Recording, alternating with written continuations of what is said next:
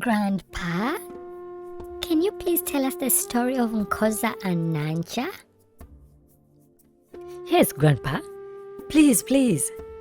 Of course, my dear grandchildren.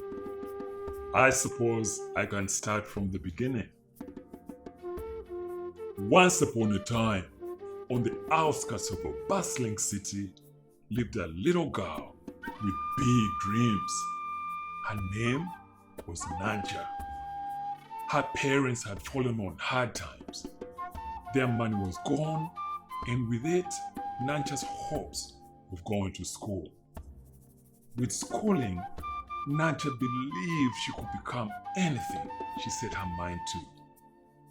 Even becoming the first African astronaut, where she pictured herself discovering new worlds, or a wildlife ranger, or an animal doctor, so she could help her grandfather fix the broken leg of his stubborn goat.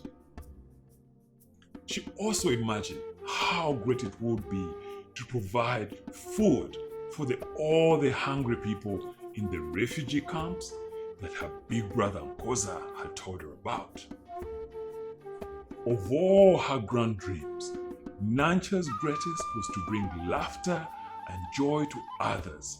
She wished she could bring a smile to every living creature all over the world, so they too could have a lovely day. Our story finds Nankya hopping and jumping with joy as she heads home. But something is different about today, and Nankya and Nkoza's life is about to change in ways they never imagined. Right, my dear grandchildren? Come back tomorrow and we'll wrap up the story. I love you very much. Good night. Good night, Good night, Grandpa. Grandpa.